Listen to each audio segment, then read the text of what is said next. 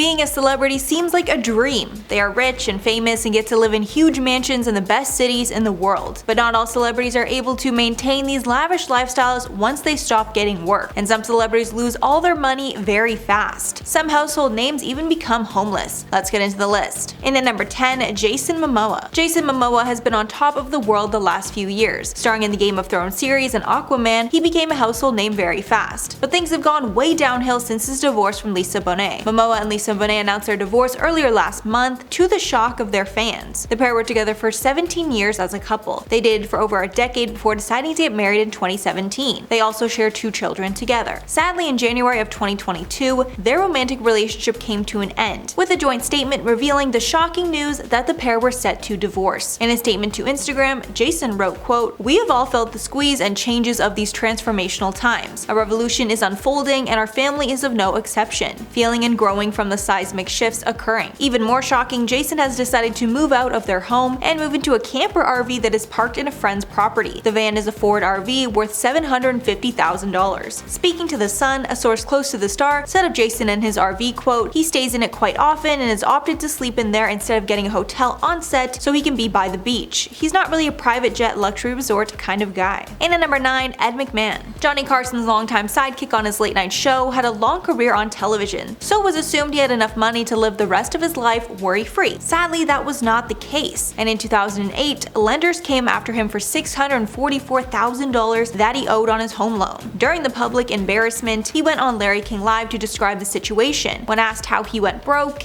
he said, quote, "Well, if you spend more money than you make, you know what happens. A couple of divorces thrown in, and a few things like that. You want everything to be perfect, but the combination of the economy, I have a little injury, I have a situation, and it all came together." His wife added, quote, "Because you're a celebrity, people think you have more than you have." His wife also said she has to shop at bargain stores to not get deeper in a financial hole, and claimed mismanagement of his hard-earned fortune was the real culprit. In at number 8, Nicolas Cage. Nicolas Cage was at one time one of the highest paid actors in Hollywood. Between 1996 and 2011, Mr. Cage was worth a whopping $130 million after starring in a few huge movies. Rumor has it that he made $40 million just in the year 2009. But as he got more rich and famous, his spending also increased, and that started his downfall. Because when he was no longer making tons of money acting, his fortune dwindled fast. In 2009, the IRS alleged that Cage had failed to pay more than $6.2 million in federal income tax for the year of 2007. He then blamed his business manager, who sued him. After failing to collect the money needed, his New Orleans, Bel Air, and Nevada homes were foreclosed and sold at an auction. He is back to acting again, but nowhere near the caliber that he was before. And at number 7, Michael Jackson. The king of pop was one of the biggest stars in music for over a decade. So how did he end up bankrupt? Many believe the culprit was overspending. He bought the infamous 2,900-acre Neverland Ranch and jam-packed it with the best amusement rides and games. But after he was accused of improper conduct at the ranch, he vowed to never go back, and it caused a huge financial strain. The Neverland Ranch fell into foreclosure proceedings in 2007 when the singer had nearly $23.5 million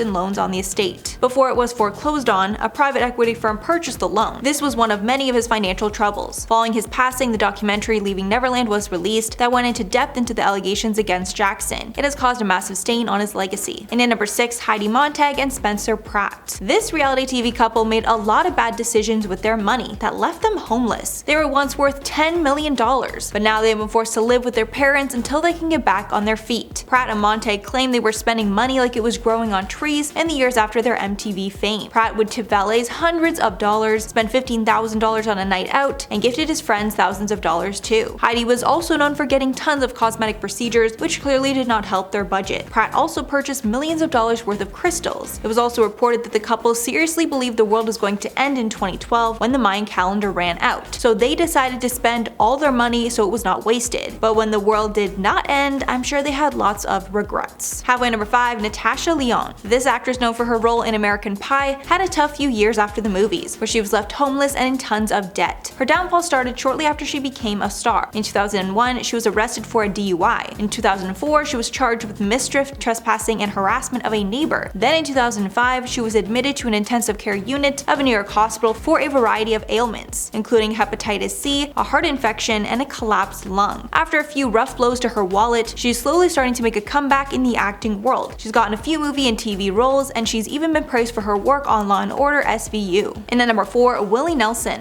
In 1993, legendary country singer Willie Nelson was the target of the IRS. Apparently, the singer owed over $16 million in taxes, and the IRS ended up seizing plenty of his assets to pay back the debt. The trouble began when the IRS decided that tax shelters his accountants had set up were not valid. A portion of the funds were paid back by IRS auction, the rest was paid back after Nelson released the double album The IRS Tapes, Who'll Buy My Memories, with all profits going straight to the IRS. Fortunately, Nelson's life didn't change too much from the IRS scandal, because many of his assets and properties were bought back by his friends, who then gave it right back to him. The country music legend settled his debt for an undisclosed amount and paid it off by 1993. And at number 3, Marvin Gaye. The legendary singer went bankrupt before his sudden passing because he was not able to make child support payments. Gaye and Anna Gordy, who was the sister of Berry Gordy, started dating when Gaye was only 20 years old. A few years later, in 1963, the couple decided to get married, and they adopted a child together. But the marriage did not last, and after a 2-year separation, Gordy filed for divorce in 1973. In the divorce trial, he was ordered to pay $600,000 to his ex. But the trouble started when he fell behind on his alimony payments, and he was forced to file for bankruptcy when he could not pay them. They later agreed that the payments would come from royalties from Gaye's 1976 album, Here My Dear. It was reported that when Gaye passed away in 1984, he still owed Gordy close to $300,000. And at number 2, MC Hammer. MC Hammer was known for living large, but his lifestyle full of spending caught up to him, and he went bankrupt after squandering his $33 million fortune. One of his worst spending mistakes was building a custom mansion for $20 million. He told The Hollywood Reporter, quote, "It's time to close out old business and stop being the lottery for people who see MC Hammer as this big celebrity with a bottomless pit of dreams for people." He also employed a staff of 200 people and always had an entourage of about 40 people, which cost him $500,000 per month. He also purchased a number of multi-million-dollar horses, helicopters, Lamborghinis, a private jet, and tons of luxury cars. He did not only spend money, but he was involved in numerous lawsuits and had some of his money taken away. Hammer filed for bankruptcy in 1996 with a debt of over $13 million. He then sold his estate and became an adorned minister. And finally, number 1, Mike Tyson. Even though the legendary boxer made $300 to $400 million during his 20-year boxing career, he spent it all on stupid things that caused him to go bankrupt. After he went to prison in the 90s, he came out and decided to get back into the ring. He fought Evander Holyfield in what would become his most well-known fight. But because he bit his opponent's ear in the ring, his boxing license was revoked and he was no longer able to make money. Tyson filed for bankruptcy in 2003 and retired from boxing in 2005. He's been arrested several times since, like when he fought a photographer at LAX and assaulted 2 motorists. He came back into mainstream attention during his roles in The Hangover Parts 1 and 2, and he's used that success to launch other ventures. He starred in an Animal Planet show called Taking on Tyson, which shows him caring for pigeons. Weird. So that's all for the list, but before I go, I'm gonna shout out some comments from celebrities who tried to warn us about Jennifer Aniston. Bad Kitty said, "I can't stand her. When most people were calling her America's sweetheart, I was calling her America's weetard."